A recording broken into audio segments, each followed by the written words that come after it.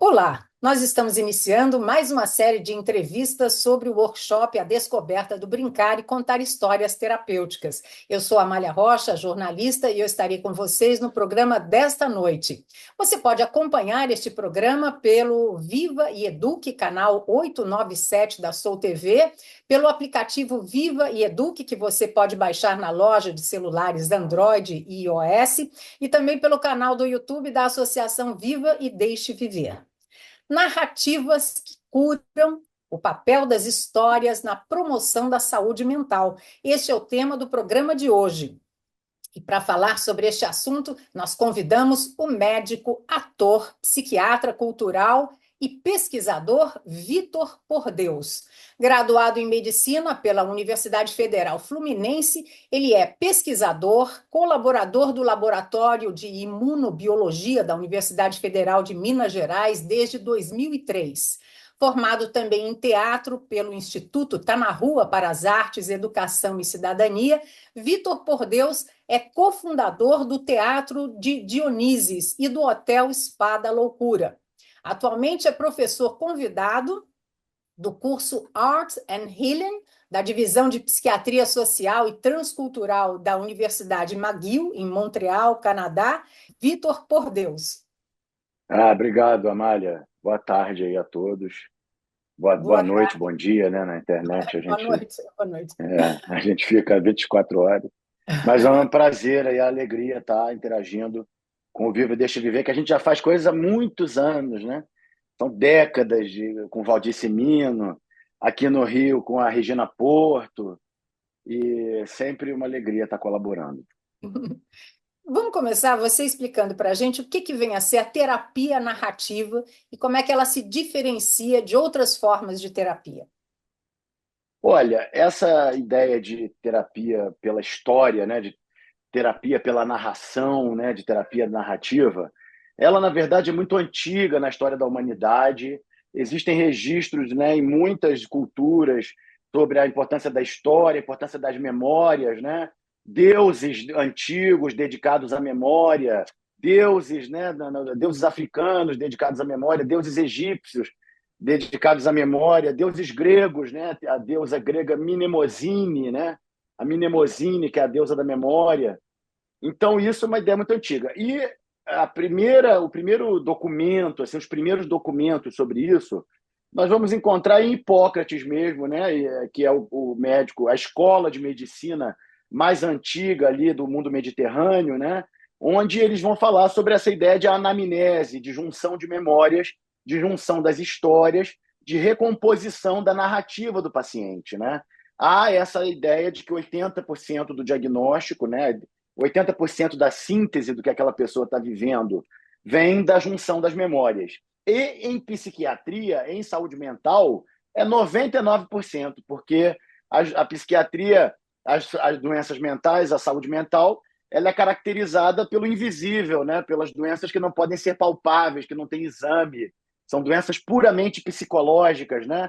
Doenças provocadas por traumas psicológicos acumulados. O que nós descobrimos, o que eu entendi com essa história, estudando os mestres, né, Charcot, Freud, Jung, é que quando a pessoa sofre o trauma, ela tem memórias sequestradas.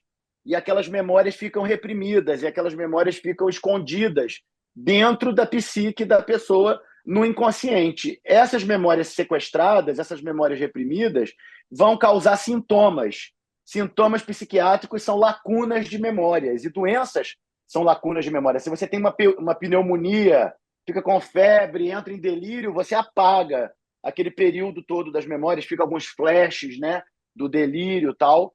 Então, o que a gente aprendeu é isso, que a doença, ela sequestra a memória, ela apaga a memória da pessoa. E a pessoa fica fazendo sintomas na tentativa de recompor aquelas memórias danificadas, aquelas memórias que estão sequestradas. Então, quando você faz a anamnese, você junta a história da pessoa, você recompõe essas lacunas, você preenche essas lacunas. E aí você vai fazer as chamadas a medicina narrativa, as terapias narrativas. E a diferença da terapia narrativa dessa da tradição médica, né, da anamnese de tudo, para as outras terapias, é que as outras terapias, no nosso mundo, a farmacoterapia, atua de maneira cartesiana, atua com drogas achando que é um defeito químico, que não tem a ver com a memória e a história da pessoa. O eletrochoque também vai achar que é um defeito elétrico, aí busca mudar a frequência elétrica.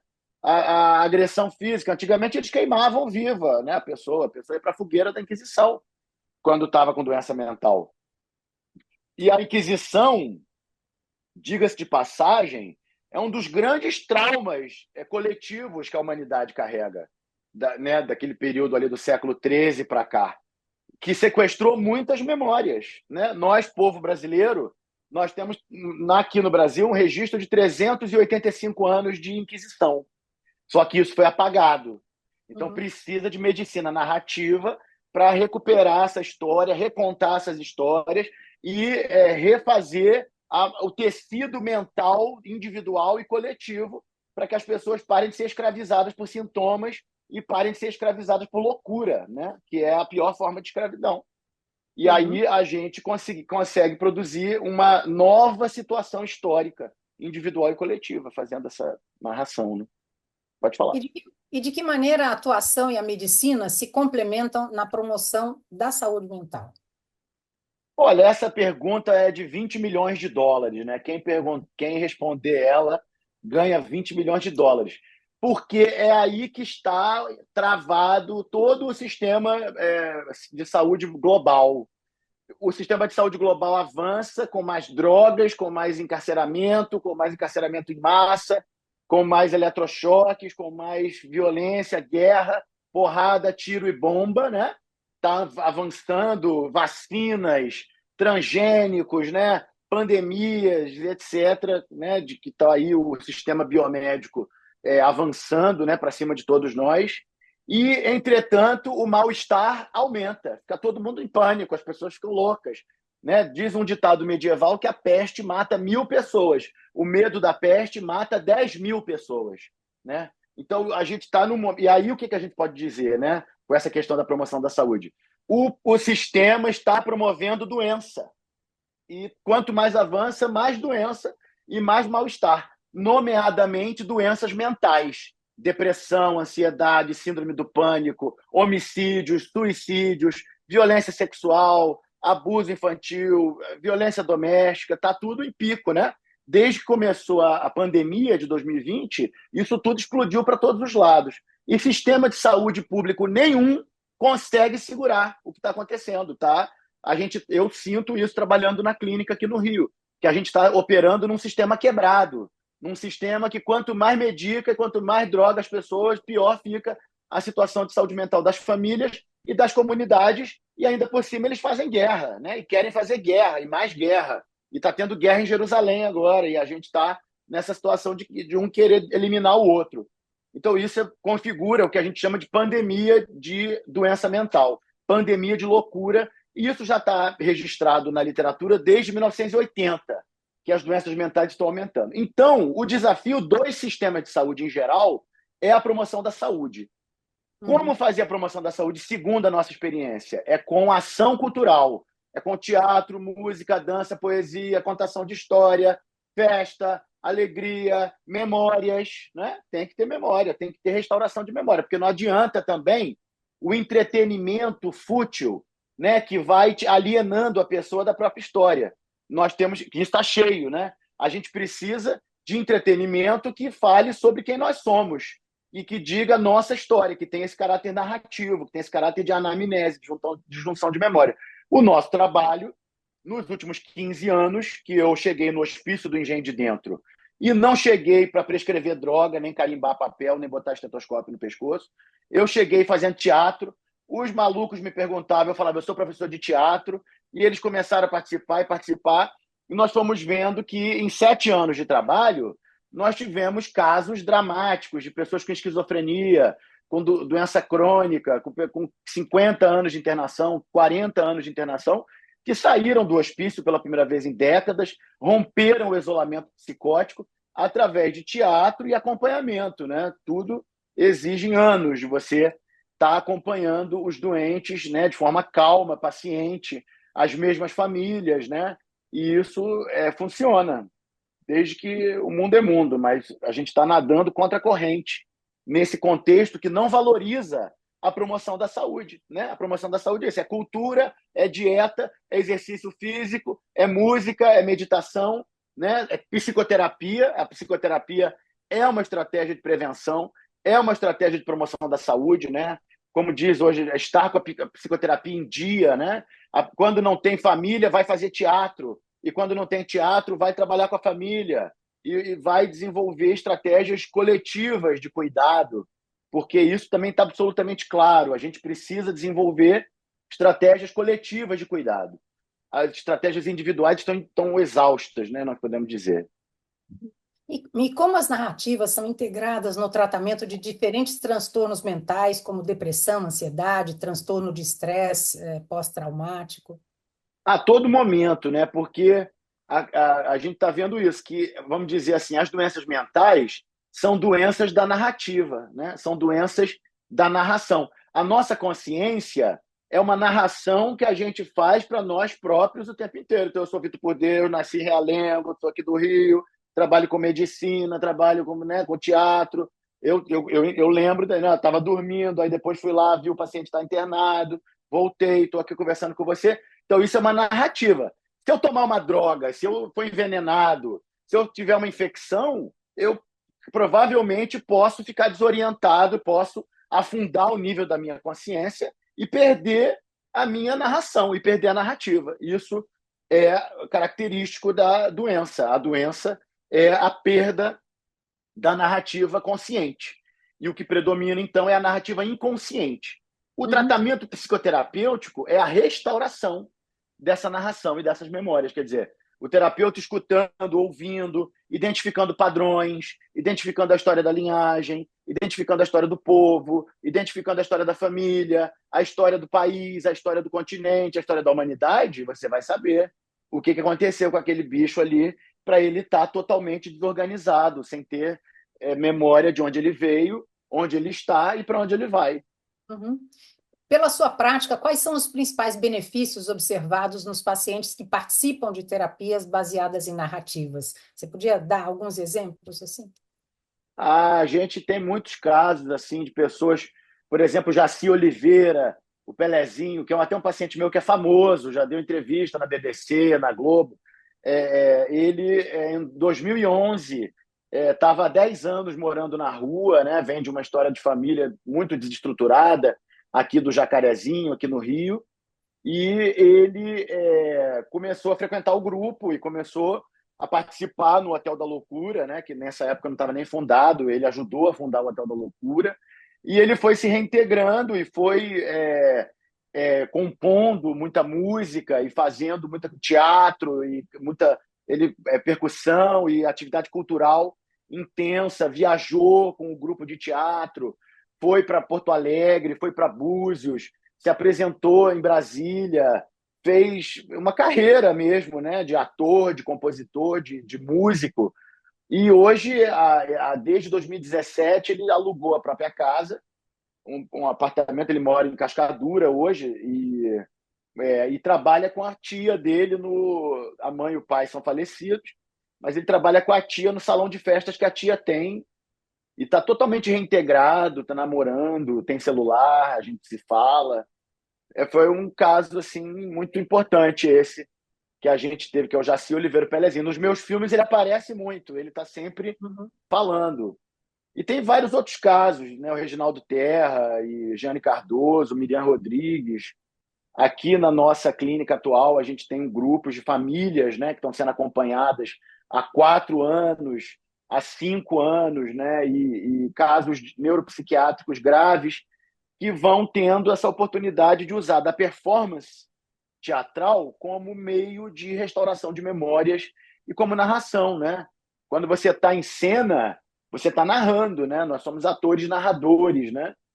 Como Uhum. é o contador de história, como é, né, o narrador de futebol, como é a contação na televisão, no cinema, né, na novela. Então, isso tudo são estratégias de narração. E a gente tem muitos casos, e o que eu estou vendo atualmente é que a gente tem que divulgar essas questões e divulgar esses resultados, porque as pessoas não estão acreditando em psicoterapia. as pessoas estão acreditando em guerra.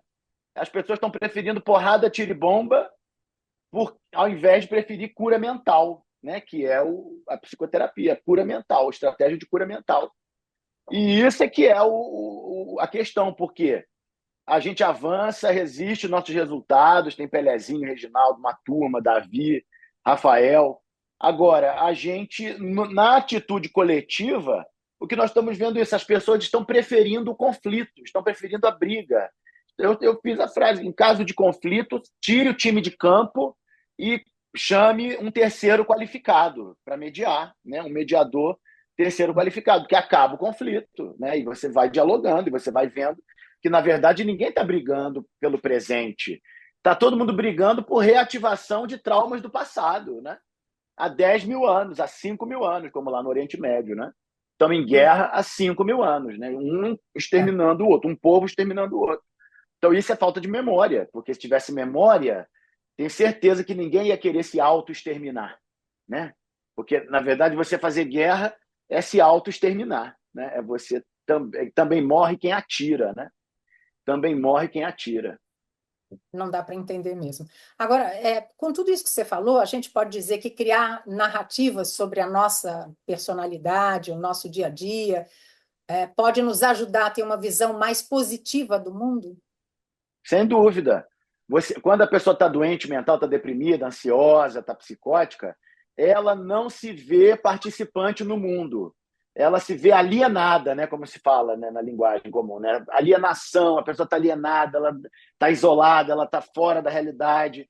E ao passo que, se você se vê como ator, co-criador da sua história, da sua narrativa no mundo, é uma posição muito melhor, né, de co-criador. Você está ajudando a criar a realidade, você está criando parte da realidade, você está criando a sua cultura, você está criando as suas relações, você está criando a sua arte, a sua ciência, está criando a sua medicina, e tem que fazer isso com consciência. Se fizesse no automático, a besta-fera leva. E o Charcot, o professor Charcot, que vai fazer 200 anos ano que vem, ele chamava as doenças psíquicas de bestas feras, né? Porque são as doenças mais perigosas. E elas justamente tiram a pessoa do meio social, da família, da profissão, né? Da própria realidade. E a atitude mentalmente saudável é você ter uma atitude criativa frente à realidade, né? Quem não cria está doente. Então você tem que estar criando, tem que estar fazendo coisa, tem que fazer comida, cuidar de si, cuidar do mundo, cuidar das crianças, cuidar dos velhos, ter uma cultura próspera, uma cultura potente, né? Uma cultura viva. E isso é que bota os indivíduos em movimento e as pessoas ficam felizes, né, quando isso acontece. E no nosso país, no Brasil, né, nós enfrentamos um processo muito violento de colonização, de inquisição, de escravidão, e isso nos alienou. Nós estamos alienados da nossa realidade e nós estamos alienados da nossa própria economia. Tanto é que a gente não tem autonomia econômica, a gente exporta matéria-prima e gasta fortunas para importar tecnologia cara, né? O nosso dinheiro vale pouco, todo mundo devendo ao banco, todo mundo, né, pagando juros, pagando taxas. Então, isso gera o que nós chamamos de um pacto psicopatológico colonial. É como se a gente tivesse um complexo de inferioridade, sempre devendo, sempre exauridos, e nós temos que ver que isso é uma interrupção da nossa narrativa também, né? A gente tem que reconectar as narrativas da nossa ancestralidade. Quem são as nossas ancestralidades? O povo português, o povo espanhol, o povo mediterrâneo, o norte da África, a África Atlântica, os povos indígenas, não é? Todos nós somos greco, árabe, judaico, tupinagôs, que a gente fala. Isso é uma narrativa que tem que ser contada. Eu tenho pensado que a obra do Darcy Ribeiro, que escreveu esse livro Síntese, né, O Povo Brasileiro, uma narrativa síntese sobre a origem e a formação do povo brasileiro, é muito importante no momento como histórico como nós estamos vivendo. Porque o povo, nesse momento, é muita tecnologia, a internet enlouqueceu, né, a humanidade toda, as telas, a internet está devorando o cérebro das crianças e devorando o cérebro dos adolescentes nesse momento. Eu estou com um monte de paciente em crise, todos achando que são personagens da Marvel, todos achando que são o Thor, que são o Loki, que são o Hulk, né? Aí viram o Hulk, agridem a família. Então, isso fala de uma neocolonização mental que está acontecendo, e essa neocolonização mental quebra as nossas narrativas e quebra a narrativa das nossas consciências familiares e coletivas. E você pode verificar a situação das comunidades, que é de guerra. Aqui no Rio de Janeiro, nós vivemos uma guerra urbana, né? E isso é falta de consciência histórica, né? É o brasileiro matando o brasileiro. E isso se cura com a anamnese e se cura com a produção narrativa da comunidade toda. A gente fez experiências muito importantes em 60 comunidades aqui no Rio durante esse período de 7 anos, né? Que foi o Hotel da Loucura, e que nós trabalhávamos em comunidades também, e trabalhávamos fazendo festivais de cultura nas comunidades, nas praças. E, infelizmente, aqui no Rio de Janeiro predomina uma certa psicopatia, né, no governo, no comando. E isso dificulta muito a implantação de políticas verdadeiras de saúde mental, né, que é o que a gente está conversando aqui. O que é uma pena, né? Então, É uma loucura. é uma loucura. Por tudo isso que você está É, falando, Vitor, contar e recontar as nossas próprias histórias nos ajudam a organizar as nossas experiências de vida, a compreender melhor quem somos, como chegamos até aqui, é isso? exatamente, é isso. É isso que tinha que estar fazendo a saúde pública. É isso que tinha que estar fazendo a política nacional de saúde. É isso que tinha que estar fazendo a política nacional de saúde mental, que não deu as caras no governo Lula até agora, não teve nada, né, da coordenação de saúde mental do Ministério da Saúde. Então, isso é o que tinha que estar sendo discutido pela televisão, é o que tinha que estar sendo discutido pelo sistema de educação nas escolas, né? Fazer anamnese nacional, né? Fazer a junção das memórias do povo brasileiro, a junção das memórias dos estados, das cidades, das famílias, das comunidades, porque está todo mundo ferrado no Brasil, né? Para não usar outra palavra. Né? Está todo mundo com medo. Né? O Shakespeare tem essa bela frase no Macbeth que ele fala: ó, oh, pobre pátria, está assustada demais para olhar para si própria. E é o que a gente está vivendo. E isso pode ser verificado muito claramente na alta mortalidade que as populações periféricas, marginalizadas, né, desfavorecidas economicamente têm. Por exemplo, no Covid, morreu 40 vezes mais as pessoas que moravam longe, né, que não tinham acesso à medicina. Nas doenças da saúde pública, a alta mortalidade dessas pessoas que vivem em áreas sem saneamento básico, sem água limpa, né? Nós estamos falando de coisas muito fundamentais que o Estado brasileiro realmente não parou para olhar, porque a gente está querendo, né, construir shopping center, mas 40% do povo brasileiro não tem água limpa, por pura incompetência, por puro racismo, né? Por pura doença. E isso é uma psicopatologia colonial. A gente não pode mais acomodar isso nesse país. A gente tem que entender isso. Que ou se desenvolve todo mundo junto, com a mesma história, com a mesma narrativa que nós temos, ou a gente vai ficar nessa sociedade partida, né? Nessa sociedade quebrada, sem história, sem perspectiva de desenvolvimento. Eu estou há 6 anos que eu voltei do Canadá, que eu fiquei 3 anos e meio no Canadá, né, fazendo tese, e comecei a dar aula na McGill. Encontrei meus professores todos do mundo inteiro, gente da Jamaica, gente da Suíça, gente do Canadá, dos Estados Unidos, todo mundo trabalhando com psiquiatria cultural, todo mundo trabalhando com essa ideia de terapia transcultural, né, de terapia coletiva. E voltei para do Canadá e estou atendendo há 6 anos as pessoas aqui no Rio, né? As famílias, a comunidade, atende feminicídio, apendicite, casos gravíssimos. A minha clientela parece a clientela do professor Charcot. Tem esclerose tuberosa, tem síndrome de Tourette, né? Tem autismo grave, histeria, tem histeria pra caramba, né? Que o Charcot descreveu bem a histeria, descreveu a histeria masculina. Então, eu estou vivendo isso. E aí me comove cada vez mais. A cada ano que vai passando, eu vou ficando mais comovido com o drama do povo, entende? Com o drama desse povo que quer dar certo. O povo brasileiro quer dar certo, mas não tem respeito pela própria história. A gente não vai dar certo enquanto a gente não desenvolver um respeito profundo sobre a nossa história, sobre o que nós vivemos, sobre o que nossos pais viveram, nossas mães viveram, nossos avós viveram.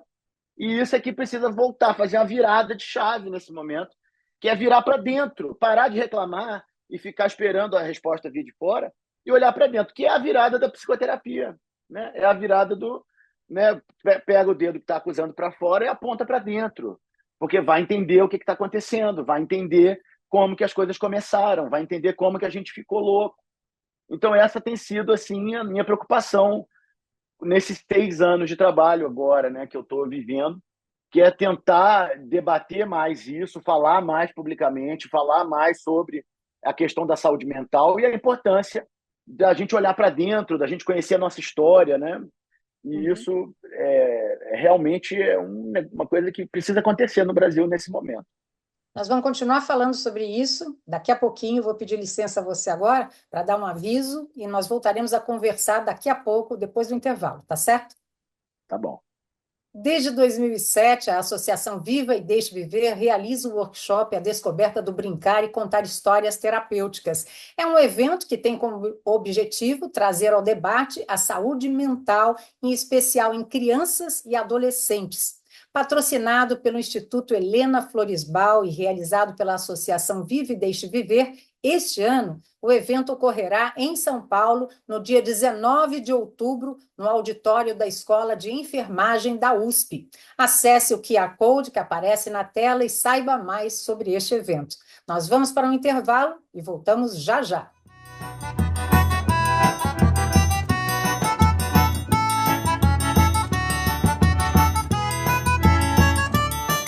Seja conhecendo dinossauros ou princesas, as histórias têm o poder de transformar a vida de uma criança. É o que eu faço em meus livros e o que você também pode fazer sendo voluntário na Viva e Deixe Viver, através da contação, levando educação, cultura e bem-estar para crianças e adolescentes hospitalizados. Para continuar esse trabalho, precisamos da sua ajuda. Seja um contador ou apoiador. Viva e Deixe Viver. O que a gente faz, conta.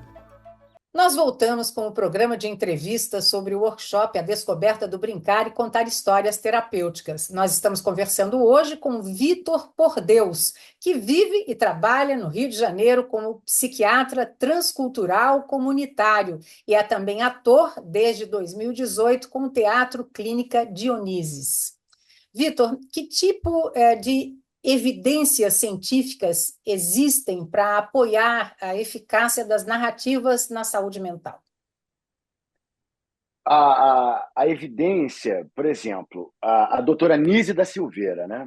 Se a gente for ver a evidência científica que a doutora Nise deixou, né? Que ela deixou lá. Então, ela deixou o maior museu do mundo que é conhecido, de arte e loucura, né?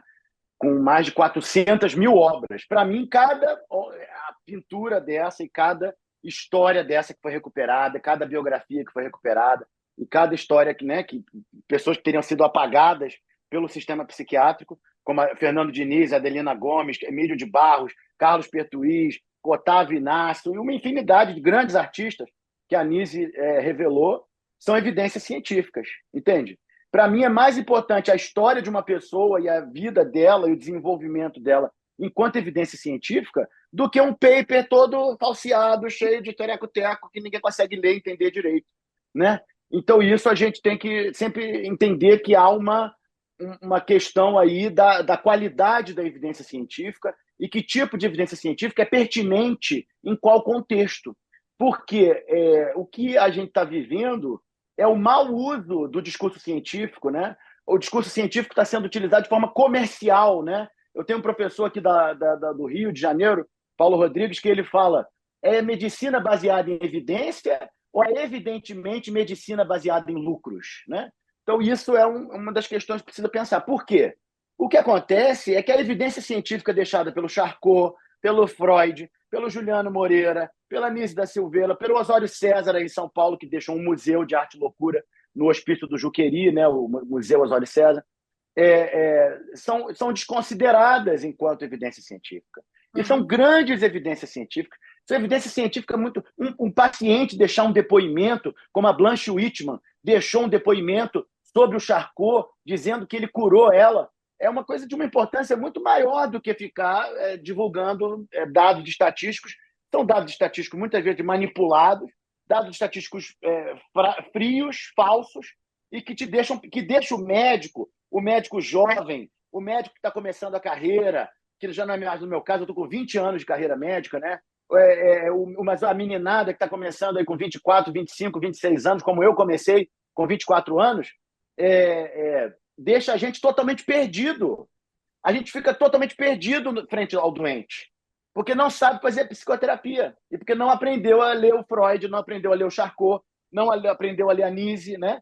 A doutora Nise é totalmente omitida dos currículos médicos, e ela, na minha opinião, né, até para fechar a pergunta, é a maior evidência científica que foi produzida no mundo, hein? Não é só no Brasil, não, é no mundo, em termos de psicoterapia, de psiquiatria transcultural, em termos de arte e psiquiatria, de medicina narrativa, de anamnese, de ferramenta.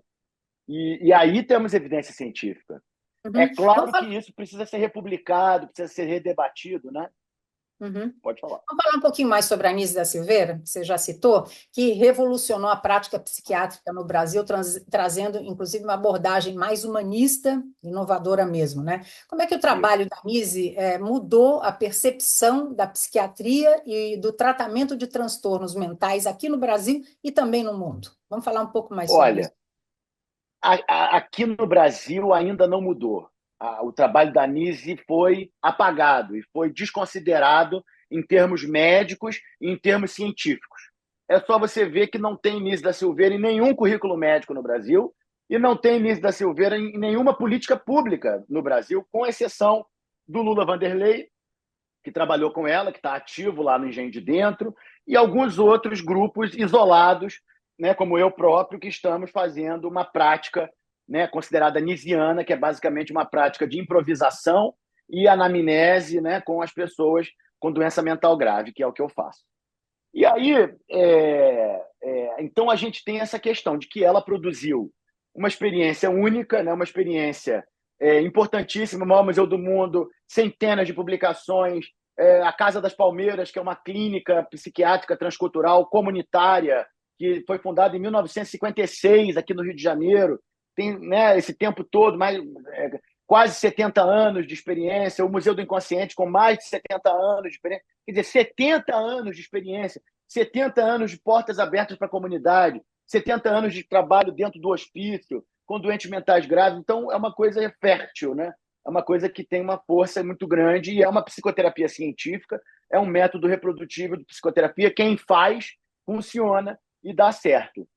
Fora do Brasil, ela também tem reconhecimento, né, de várias instituições, os próprios museus, né, de arte e psiquiatria do mundo, de Heidelberg, fazem referência ao trabalho da Nise, os museus lá de Lausanne, de arte bruta, de arte bruto, né, de arte e psiquiatria, fazem referência. Ela é reconhecida no mundo inteiro. Agora, quando eu cheguei no Canadá, na divisão de psiquiatria social e transcultural do Departamento de Psiquiatria da McGill, que é uma casca grossa lá na América do Norte, ninguém tinha ouvido falar da Nise, e eu introduzi ela no currículo. Agora, a diferença deles é que eles aceitam, e eles querem, e eles têm interesse, e a Nise permanece no currículo. O meu trabalho é parte do currículo. Eu fui convidado como professor no curso de arte e psiquiatria. Então, isso é gratificante. A gente vê que há um interesse maior sobre uma psiquiatra brasileira genial, revolucionária, fora do Brasil, do que dentro do Brasil, que o pessoal está aí atrás de Big Brother, está atrás de sei lá o quê, está atrás dessa coisa da futilidade, né, da cultura de massas. Então, isso é muito grave. E muito grave também uma certa competição dentro da academia brasileira de certos medalhões da reforma psiquiátrica, de certos medalhões da psiquiatria, que fazem questão de menosprezar o trabalho da Nise, quando é a coisa mais eficaz que nós temos, é a coisa que mais pode produzir, quer dizer, restaurar uma política pública de saúde mental, porque isso tem que ser falado. A doutora Nise foi uma gestora pública, ela era funcionária do SUS, tudo que ela fez no Museu do Inconsciente, todo esse trabalho, o trabalho pessoal dela com Carl Jung, ela fez enquanto funcionária pública, enquanto médica do SUS. Então, é uma política pública de saúde mental, é a política pública de saúde mental que pode espelhar o povo brasileiro. Eu sou nascido em Realengo, aqui no subúrbio do Rio. Eu fui me fixar no Engenho de Dentro, né, onde a doutora Nise trabalhou, no subúrbio do Rio, onde há uma cultura mestiça, há uma cultura africana, uma cultura cabocla, há umbanda, há candomblé, há capoeira, há escola de samba, há muita manifestação espiritual, há muitas imagens, muitas mitologias convivendo juntas na sociedade carioca, na sociedade mestiça do Brasil. Então, precisa de uma psiquiatria que tenha essa leitura, precisa de uma psiquiatria que trabalhe com a arte, que trabalhe com a cultura, que trabalhe com banda, com o candomblé, que trabalhe com as festas populares, que trabalhe com o Bumba Meu Boi, com os dramas populares, né? Porque essa é a linguagem que o nosso povo entende. Nosso povo não entende tese, não adianta. Nosso povo entende novela, nosso povo entende drama, nosso povo entende teatro de rua. Nós fechamos agora uma temporada de 6 meses na rua com uma peça que eu escrevi que chama Quem Tem Medo do Jovem Freud, que a gente contava a história, né, a narrativa, fazia a narrativa na praça, da história do jovem Freud, como que ele se desenvolveu, como que ele, o que ele enfrentou. Né? O Freud era um judeuzinho da periferia, ele veio de uma família pobre, o pai dele era disfuncional, a mãe dele era mama África, trabalhava de empacotadeira nas Casas Bahia e fazia mamadeira todo dia e ficava ali lutando pela família, e ele foi estudar medicina na maior pobreza. E ele vai, aí casa virgem, cheira cocaína, fica viciado em cocaína, pira, desmaiava. Né? Então a gente fala, o povo ama, as pessoas humaniza. Em vez de ficar. Se identifica, né? As pessoas acabam se Identifica. identificando, né? É um barato. E a gente vê isso, que o povo não tem medo de cura mental. Quem tem medo de cura mental são os psicopatas no poder, que estão soltando, né, tiro, porrada, bomba, droga, encarceramento em massa em cima da comunidade. Ô, Vitor, esse teatro clínica Dionísio, ele veio depois da experiência aí, da sua prática médica e teatral comunitária do Hospício do Engenho de Dentro, né? Isso. Também no Rio, né? Como é que Isso. foi essa virada? Primeiro veio o Hospício do Engenho de Dentro, né? O Hospital da Loucura, e depois o Teatro Clínica Dionísio. A primeira coisa que aconteceu comigo foi um burnout médico aos 22 anos, quando eu estava no 3º ano e tive que atender a parada cardíaca do meu avô paterno por erro médico. Isso foi uma coisa que me destruiu totalmente e eu fiquei doente mental grave, fiquei com depressão grave e quanto mais eu tentava avançar, mais eu adoecia e fiquei nessa chegando perto de querer me matar e querendo, né, pensando em me matar ali por volta dos 25, 26 anos, quando eu tomo a decisão de voltar para o teatro. Eu tinha feito teatro quando eu tinha dos 9 aos 13 anos, na infância, e foi uma experiência muito positiva, foi uma experiência muito, né, de empoderamento, né, para mim, quando eu era criança. E isso volta e eu vou fazer teatro aqui no Rio de Janeiro, com figuras importantes. Eu fiquei amigo de pessoas importantes como Ney Matogrosso, Duzi Nacarate, uma grande formadora de atores aqui chamada Camila Amado e um grande diretor de teatro chamado Amir Haddad, que está com 87 anos, em cena, ainda fazendo teatro aqui na Escola de Teatro do Tá na Rua. E eu vou então e vou fazer teatro. E isso me cura. Eu consigo fazer uma peça sobre esses traumas da medicina, inclusive a morte do meu avô, em 2008, e ganho energia psíquica. Com isso, a Secretaria de Saúde Municipal me chamou para fundar com o Amir Haddad, inclusive, que na época estava trabalhando na Secretaria Municipal de Saúde, que a gente levou, eu levei, e a gente fundou um núcleo de cultura, ciência e saúde. Logo na fundação, uma das gestoras lá da secretaria, uma pediatra chamada Cláudia Anastário, falou para mim, olha, vai na Nise agora, vai lá no Engenho de Dentro, porque vai mudar a sua vida, tenho certeza que vai mudar a sua vida. Vai lá. E eu fui e realmente mudou tudo, porque eu vi o método, né? Eu vi o método construído, eu vi o método feito, a coisa funcionando, e o Museu do Inconsciente funcionando, e os doentes graves se comunicando, conversando, fazendo arte, esquizofrênicos virando artistas. E eu via isso ao vivo, né? Convivi com essas pessoas durante 7 anos lá no Engenho de Dentro. E aí eu tive a ideia de usar o teatro que eu já trabalhava, do Amir Haddad, aplicando os princípios da psiquiatria da Nise. Que é isso, improvisação teatral, que é a base do trabalho do Amir, E a Nise fala, através da improvisação, vão surgir imagens do inconsciente. Então, você estuda as imagens do inconsciente que o doente performar, que o doente desenhar, que ele pintar, que ele escrever, que ele narrar, que ele falar. O diálogo também sai em imagem do inconsciente. Se for improvisado, se ficar no programa com tudo engessado, não sai, o santo não baixa. Mas se você for uma pessoa flexível, né, adaptativa, improvisativa, diálogo, né, dialógico, aí a pessoa vai trazendo as imagens do inconsciente. E aí o que nós fazemos aqui que é o que o trabalho da Nise, é você improvisar com essas imagens e fazer teatro, música, dança, poesia, pintura, desenho, escultura, todas as formas são bem-vindas, né? E você vai, então, expressando essas imagens, conhecendo elas, estudando a história delas, estudando a história delas com a relação da história delas com a relação do doente e a história da família, e as coisas vão se encaixando. E a história do delírio tem a ver com a história da família, muitas vezes transformada, muitas vezes com paralelos mitológicos. A doutora Nise aprendeu com o Jung, lá em 57, quando ela visitou ele perguntou a ela, você estuda mitologia, doutora Nise? E ela falou, mitologia não. Ele falou, então tem que estudar mitologia, porque os delírios vêm na linguagem mitológica. As imagens vêm na linguagem mitológica. Os sintomas vêm na linguagem mitológica. E é verdade. As pessoas adoecem em padrões, e esses padrões podem ser verificados nas mitologias da Terra, nas mitologias das grandes civilizações. Vai ver, eu tenho pacientes, por exemplo, o Pelezinho, né, esse cliente que vivia na rua, ele tinha uma clara expressão de Exu, né, do orixá Exu, que é o trickster, é o mensageiro, é o comunicador. Depois, mais à frente, ele manifestou claramente o Oxóssi, que é o orixá das florestas, é o orixá, né, da caça, do xamanismo, né, da cura. Então, se você não tiver uma leitura e cultura mitológica, você perde a comunicação com a pessoa.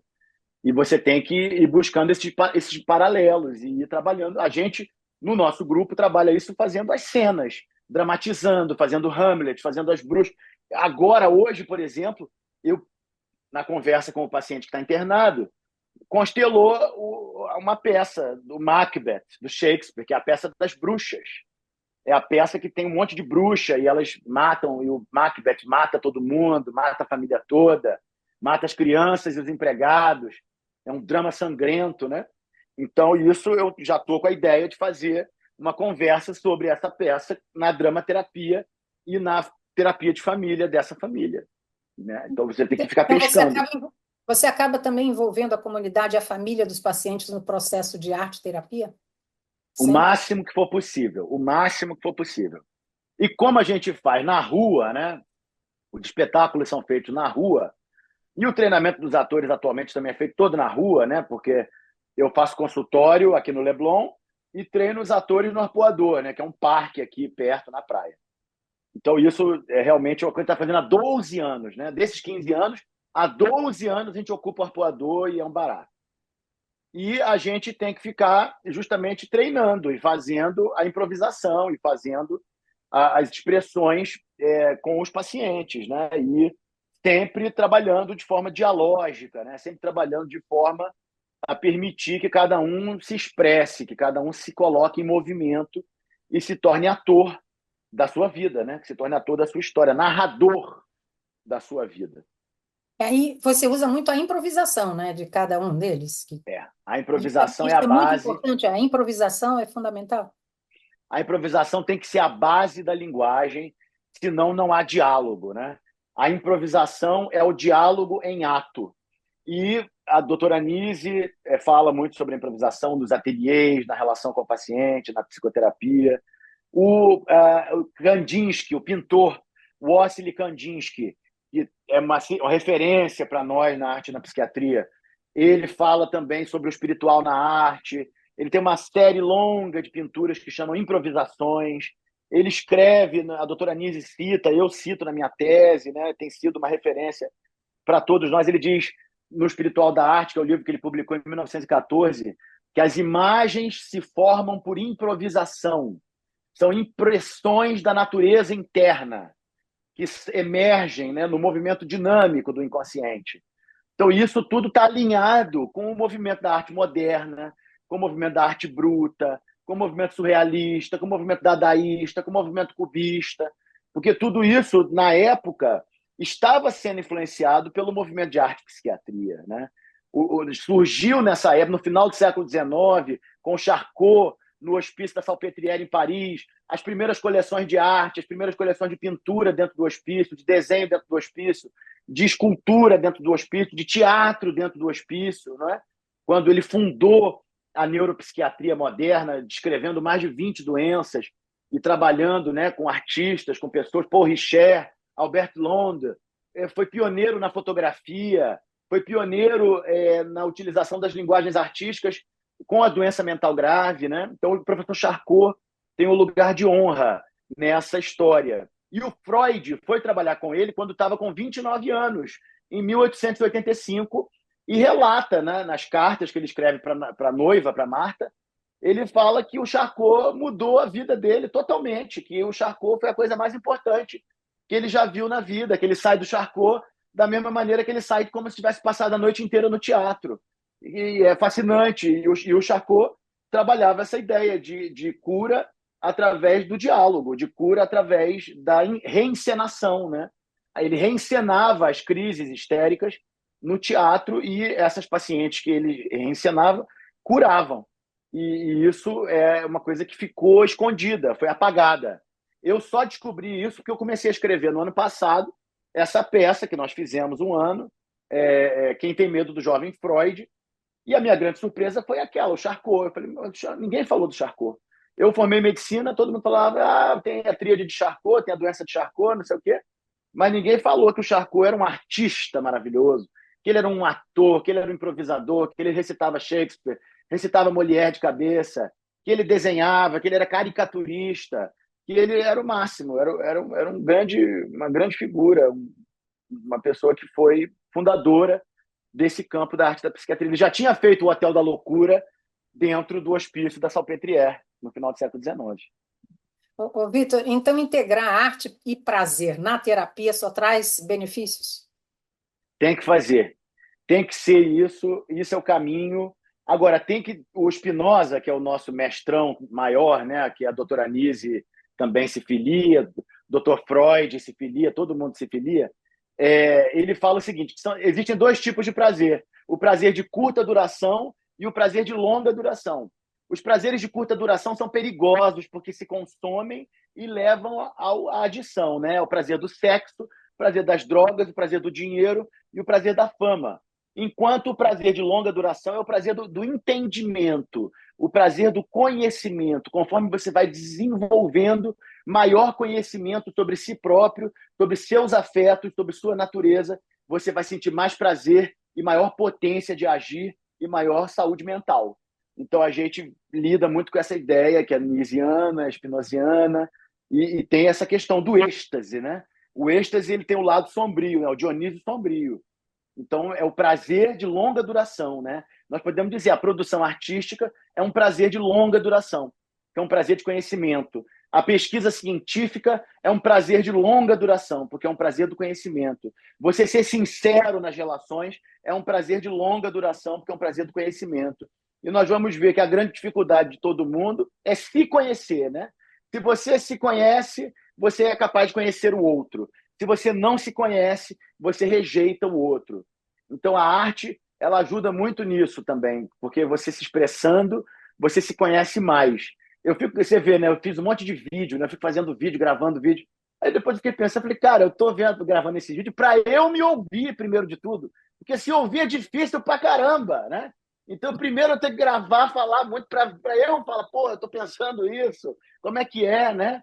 Eu fico imaginando as pessoas que não têm essas iniciativas de gravar, de expressar, de escrever, de publicar, e acho que atualmente a função da internet é publicar tudo, todo mundo publicar tudo, e a gente vai organizando as narrativas e vai levando para a praça, para o espaço público, mobilizando as famílias, né? Trazendo essa ideia de que é possível saúde mental, política de saúde mental, né? Que isso não é mistério nenhum em várias partes do mundo. E o que acontece no Brasil aqui, o que acontece conosco, são traumas acumulados que sequestraram a nossa narrativa. E que narrar é urgente, eu acho que o Guimarães Rosa falou isso. Narrar é urgente. nós temos que narrar antes que a besta-fera venha devorar mais gente, mais cabeças do que está devorando ali, né?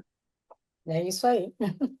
Ô, Vitor, nós vamos fazer mais uma pausa nessa nossa conversa, que está uma delícia, mas nós voltamos já já, tá? Depois do Tá bom, intervalo. A tá bom, me Associação chama aqui. Vive e Deixe Viver é uma organização que, desde 1997, desenvolve o seu trabalho em 4 frentes: voluntariado, saúde, educação e cultura.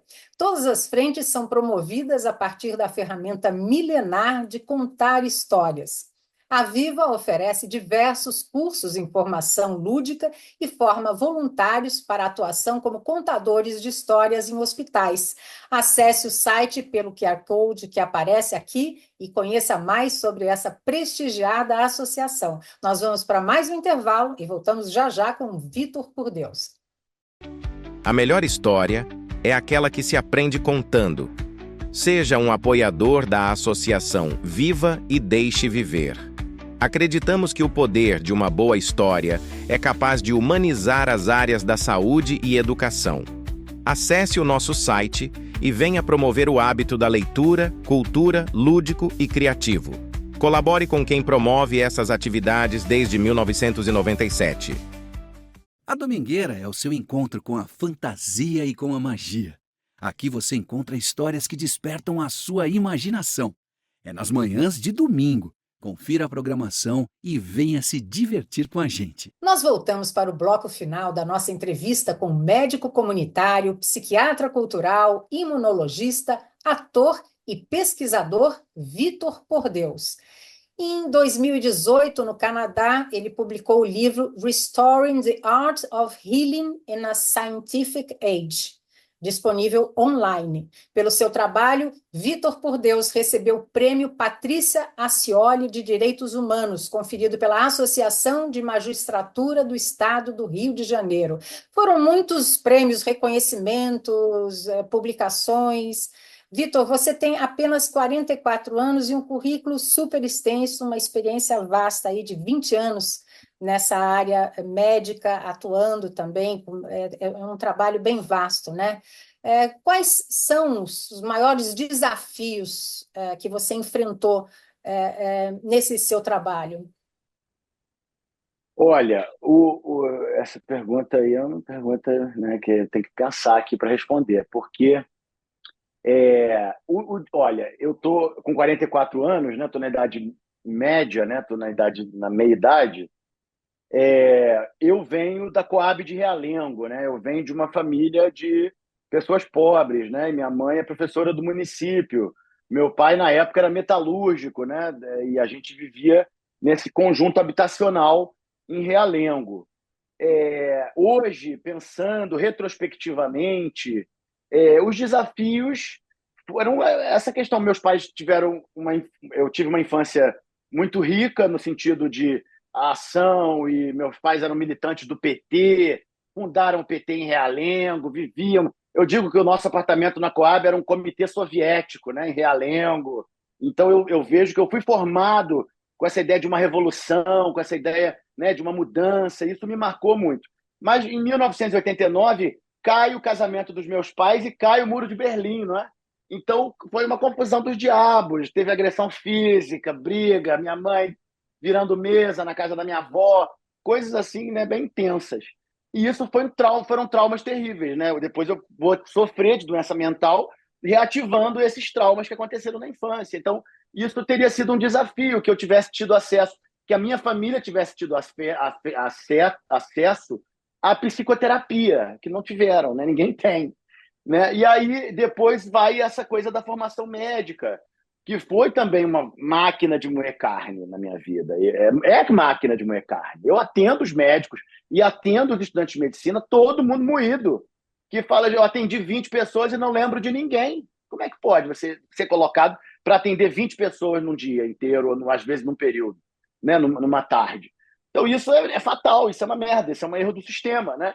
Então isso também triturou muito. Então, eu vi que e aí, para falar, né, de outra maneira, que eu posso dizer pela clínica, pela minha história, que a guilhotina da loucura está no pescoço das crianças e dos adolescentes. O pior desafio da nossa vida é a nossa infância e a nossa adolescência. Se a gente tiver um ambiente favorável na nossa infância e na nossa adolescência e na nossa idade de adulto jovem, né, que é o final da adolescência, é muito melhor, é muito maior. E o que está acontecendo com a sua criança? É o que aconteceu comigo. Separação dos pais, divórcio, briga, guerra dentro da família, guerra dentro da comunidade, as pessoas se fraudando, as pessoas se roubando, situações, né, dantescas que a gente enfrenta na comunidade. Então, eu diria isso, que o pior desafio foi esse. Agora, dentro da medicina, depois de eu ter conseguido resolver a base do trabalho, né, a base do psiquismo, né, de eu ter um psiquismo minimamente favorável a mim próprio e tal, sem dúvida, o mais importante, Amália, que eu vou dizer a você, para todos os médicos, todos os profissionais de saúde que estão nos ouvindo, é você fazer pesquisa, é você escrever, é você publicar, é você trabalhar com as lideranças do seu campo, é você ir atrás. Eu fui trabalhar com o Yehuda Schoenfeld na minha primeira passagem para fora do Brasil, que era o maior imunologista clínico do mundo, ainda é um dos mais importantes do mundo. Eu fui trabalhar na UFMG com o professor Nelson Monteiro Vaz, que era o maior imunologista, é o maior imunologista vivo no Brasil hoje ainda. Fui para o Canadá trabalhar com a doutora Jesmond Gusder, com o doutor Lawrence Kiermaier, que são os maiores psiquiatras culturais do nosso tempo. Então, isso é uma coisa que eu acho que todo mundo tem que fazer, que é escrever, publicar, ir atrás e ver que a gente que está produzindo a nossa saúde, a gente está produzindo a nossa medicina, a gente está produzindo a nossa... E se eu não tivesse feito pesquisa, e se eu não tivesse escrito tudo, publicado tudo e corrido atrás de tudo, eu realmente teria explodido por dentro, eu não teria memória do que eu fiz. E eu acho que isso fica como um desafio essencial para o médico, para a pessoa que está fazendo trabalho com saúde, para os profissionais de saúde, que é escrevam tudo. Carlos Drummond tem uma carta linda para a filha dele, a Julieta, que ele fala: minha filha, escreva de qualquer jeito, escreva receita em papel de pão, carta para o namorado, bilhete rápido, carta para sua avó, para todo jeito, mas escreva artigo, escreva livro, escreva revista, escreva tudo, escreva para aliviar a dor, escreva para se comunicar com o passado, escreva para se comunicar com o futuro, mas não deixe de escrever. E é verdade, isso eu retransmito para o povo brasileiro. E o nosso povo odeia escrever, nosso povo não escreve, né? É uma dificuldade terrível o nosso povo escrever, e a gente tem que pensar nisso aí como uma estratégia, né, de pensar como é que a gente escreve também o samba enredo, como é que a gente escreve o desfile da escola de samba, como é que a gente escreve o teatro de rua, como é que a gente escreve o candomblé, como é que a gente escreve a umbanda, que são tradições que não têm escrita, né? Que são tradições onde a gente escreve com o corpo, que também vale muito a pena, muito importante. Você estava falando aí que é importante se ouvir, né? Que você também grava vídeos, não sei o quê, e ao se ouvir você também passa a se entender, né? A entender conflitos e tal. O escrever, você acaba internalizando também tudo aquilo que você está escrevendo. Também. Quer dizer, é um processo de autoconhecimento grande, né? E a partir Muito desse importante. você acaba até se curando de traumas, como você estava explicando. A cura pela escrita, que a Berta Pappenheim foi a Ana Orff, a primeira paciente do Breuer, né, com a psicanálise. Ela escreve, ela faz as 3 curas: a cura pela fala, a cura pela escrita e a cura social também, que precisa ter, que é a cura na coletividade, a cura no trabalho coletivo. Ali você muda os valores e muda os rituais. E mudando o ritual, você muda da linha de trem que você entrou, né? A gente chega numa linha de trem ritual para passar para uma outra linha de trem ritual melhor, com menos dor, com menos tragédia, com mais entendimento, com mais luz, né? Essa que é a nossa virada aqui no planeta. A gente vem para cá, a gente chega, né? Luz e rocha e fogo, explosão, estrela, né? E vai, aí daqui a pouco chega na Terra, que vira água, né? Aí vira planta, vira ser vivo, vira um chimpanzé bípede sem pelo, né? Vira uma geleia com osso, que é o ser vivo. Para que vai deixar de ser luz, vai ser, né, deixar de ser rocha para virar uma geleia que muda de posição? Para trocar de posição, para trocar de linha, para trocar de frequência. Então você chega numa frequência, faz uma metamorfose que só o ser vivo consegue fazer, e depois desencarna, vira rocha, vira pedra, vira luz e vai embora. E volta para o universo, né, de onde a gente veio. Vitor, você tem uma formação ampla aí, né? Você, como eu falei desde o começo, você é psiquiatra, você também é imunologista, você é ator, enfim, professor. Agora, que tipo de formação ou treinamento você recomendaria para quem deseja se envolver mais em projetos de saúde mental? Que seja gente da área da saúde ou mesmo atores.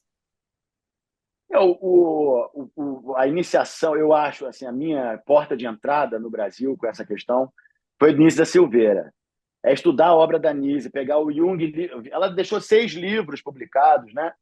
O Jung, Vida e Obra, Imagens do Inconsciente, O Mundo das Imagens, Cartas a Spinoza e o Gatos, Emoção de Lidar. São 5 livros. Foram 5 livros, ou 6. Estou esquecendo de algum. Mais uma centena de artigos e tal. Mas o Jung, Vida e Obra é uma beleza, é uma introdução, inclusive ao Freud, inclusive a toda a história da psicoterapia. E ela vai deixar isso. Eu acho que a Nise é a melhor coisa de psicoterapia que a gente tem e é completa. É uma Leonardo da Vinci, né? Ela é uma arte cientista. E ela fundou esse paradigma, essa escola de psiquiatria cultural, e que eu acho que o desafio está no currículo médico, entendeu? Eu tô acompanhando esse campo há 15 anos, trabalho com a turma, já fiz curadoria de exposição, o Diabo, essa exposição que está circulando aí, Sesc Sorocaba, Sesc Belenzinho, tivemos no Sesc Belenzinho no ano passado, organizamos um seminário internacional com a professora Jasmine Guzder, professora Debbie Chambers, da Jamaica, a Jasmine Guzder do Canadá, minha orientadora na McGill. A gente está vendo que a coisa está muito boa e é muito forte, mas tem que virar currículo médico e tem que virar currículo de política pública. Não dá mais para ficar ignorando isso, entende?